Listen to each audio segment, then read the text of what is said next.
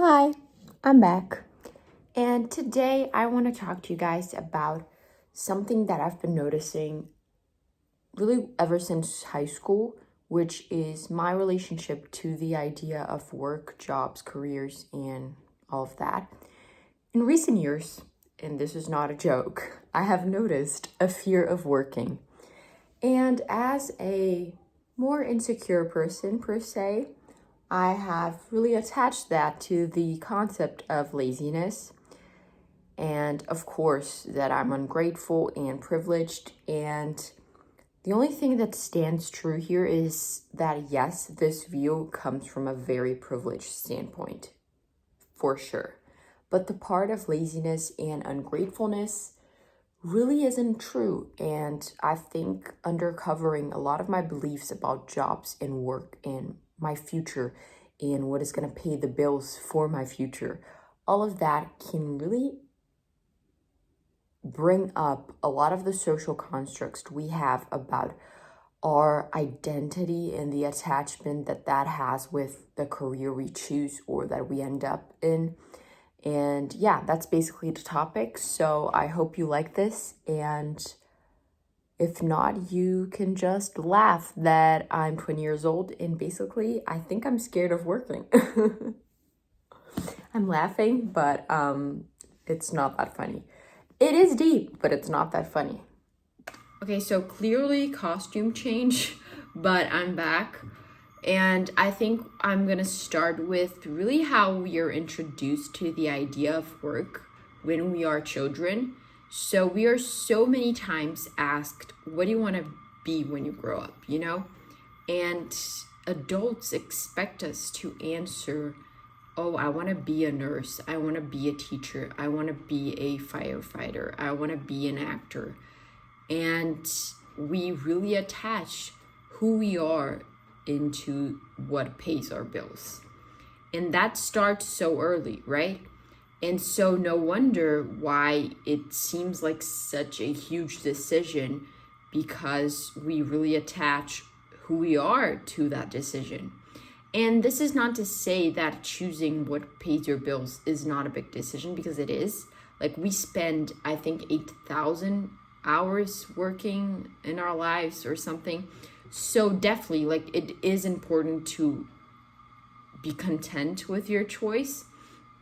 But what I'm saying here is when, like, you feel so anxious about choosing a path and it feels like such a fundamental thing about who you are. And I struggled with that anxiety from 14 to 16 years old, I think, when I entered high school, and I was really wondering, like, what do I study? What do I want to major in when I graduate and enter college and things like that? And it became like such a huge deal to me. And before, it was like this anxiety, but I wasn't afraid of working, right? And so I ended up choosing a very versatile major. And I went to college and all of that. And the fear to work really started 10 months ago, maybe, in which I had my first job.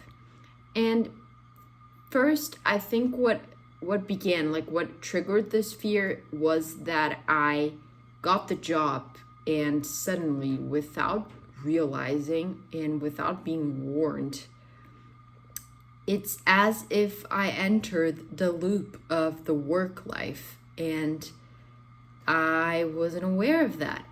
Suddenly, it was like, welcome to the next 50 years.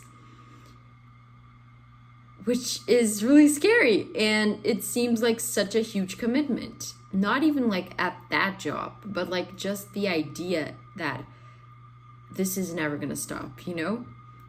And as I realized I was feeling that way, as I said, I started feeling lazy and ungrateful and as if I'm weak and just was lacking some reality shocks, you know, which in some degree can be true, but it's not just that. Because people say just grow up, pick a career, get a job, and just live. But it's not like that. It's so much deeper, because you're giving 8 hours of your day to something when you don't even know who you are. But that something is supposed to label who you are, but you want to figure out who you are, and you don't want to be labeled by something that you didn't really find out is your true self. That doesn't make sense. I'm so sorry. But it's not supposed to make sense. Like, that is the hard thing. Like, that is what I'm afraid of, is the way that you have to dedicate yourself for 8 hours to a job. And how are you supposed to, like, build your identity when your job gives you your identity, but like you want to build it on your own, but you don't even know who you are? And it's just so freaking confusing and tiring and exhausting. And I started to acknowledge that I'm so scared of losing myself before I even met her. That's basically it.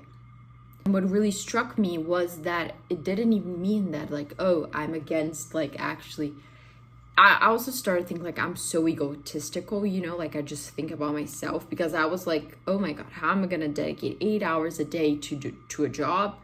And then how am I gonna take care of my health and my relationships and all of that? But those things make our lives, you know, like, that is not egotistical. That is literally our well-being. And it really is a chaotic experience to figure out how you live life in 24 hours and how you do all of that. And honestly, I don't think you do. Like, you just don't. You gotta have balance, and the balance is not like giving your all at work and giving your all at rest of work. Like, that doesn't exist. You have to give your all to life, and work has to be a part of life, but work cannot be life. And how do you do that? That's the question, and that's what I'm trying to answer. So yeah.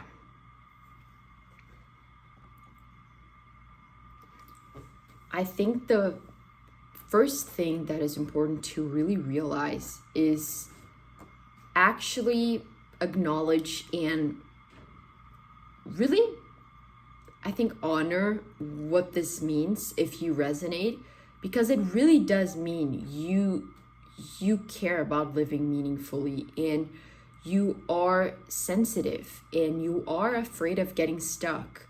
And if you are aware like that, that is already such a good step, because so many 50-year-olds are like burning out, and you can't even be 50 and be thinking like this. Like, but if you are aware of this, like, that is the great thing, you know? And you are protecting something that is so sacred to our existence, which is our identity. And so I think first you have to just realize that and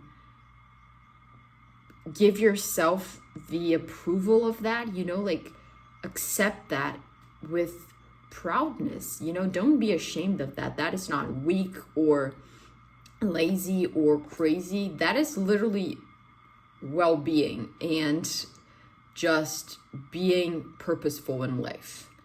So yeah, but how can you balance living and, like, work is inside of your life, but work isn't in your life? I think that really depends, because of course there are works that really not trigger, but like they really dictate a lot of your existence and your identity in a way, and they really occupy so much of your brain space. And I think if you choose something like that, it's okay. Like, that's your choice. That's great if you're happy with that. But also, do you acknowledge that you still have worth without that job, without the title?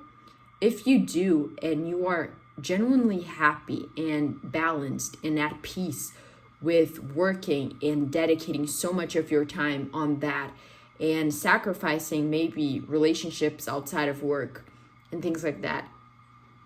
Okay, you know, but you have to be aware of the line between, okay, I'm good with that, or, oh, sure, I'm okay with that. But if you didn't have that job, you would think you have no worth and that you are nothing. Because you have to know that you are more than what pays your bills, basically. And you are more than the value you bring to a company or to a project.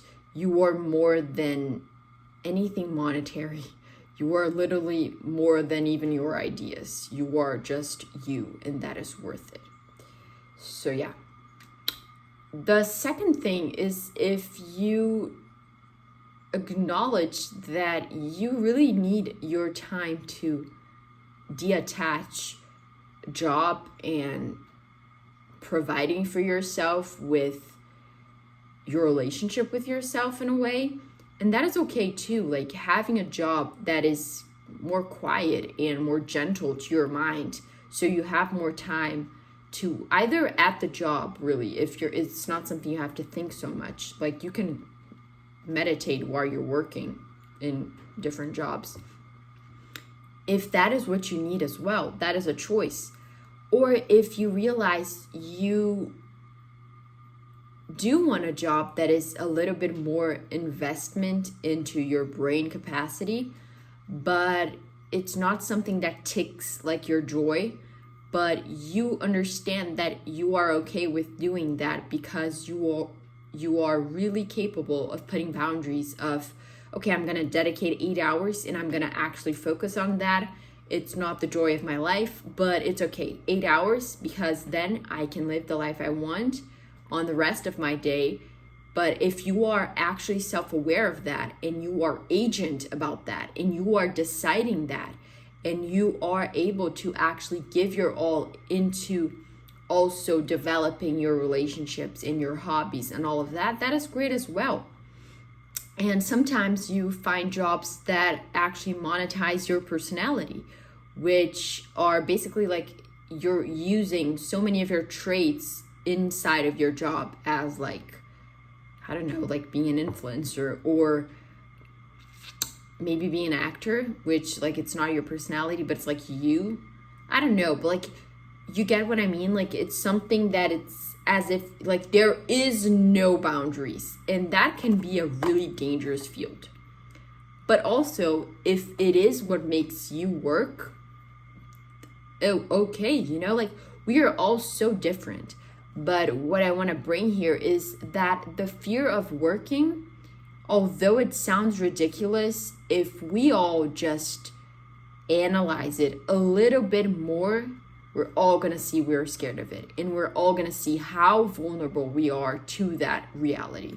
Because if we're not careful, we actually spend our entire existence giving to something that doesn't give back. Well, it does give the paycheck, but you know, it doesn't give the emotional fulfillment. And yeah. I think what you really need is, as always, it's not really about the fear of not being able to balance it all and work on yourself and work on work and work on relationships and all of that. I think like having that worry is the first step to really develop your self-trust, which is already like the third step on building your identity, which is what life is all about, you know? Life is all about building your life and constructing every little page of your book. And it's not about just building your identity, because I don't want you to think that I'm saying like life is all about you, because it isn't. But when I say building your identity, the people you love are also your identity. You know, the things you love are your identity. The people you talk to, the connections you make, the people you inspire, the animals you love, the nature you love, all of that makes you. So I'm not just saying it's about you and like just you in an egotistical way, but I'm saying like you as the main character of the book of your life. And that is it. That's the video. I have no idea if this made sense, but at least I have convinced myself I'm not lazy, so that is good. And here I am now looking for jobs of areas that actually give me a little bit more of joy, because even if it's not like the biggest passion in like the biggest purpose, they can be a little bit more fun. And that is also something, like, I was gonna finalize the video, but I remembered, like, it feels so exhausting to not find like a career that is everything to you. And that is where the problem is. Like, most of the time it isn't gonna be. And that is okay, because our personalities and our worth isn't supposed to be our jobs. If we do have that, that is good, but there is also the bad parts of it. Like, there is no perfect outcome, you know? You might not have boundaries if you have like the most self-absorbing and using profession ever. Like, you might not have boundaries on that, like on that reality. And I think it's important that even if you literally open a charity and you cure like 50% of the world's problem, if that is your job, even if that is your career, you gotta deep down know that your worth is further from that. Like, it's not just because of that. Even though your worth probably, you know, grows a little bit, not gonna lie, you're probably better than all of us. Still, you're still worth it. Like, you're still important, and you're still enough. That's basically it. Like, it's about who you are, where you are, like in that present moment. It's not about your career. I really don't know if this made sense. I started recording this at like 10 a.m. and now it's 8. And honestly, bye. Kisses. This was my elbow. I wasn't farting.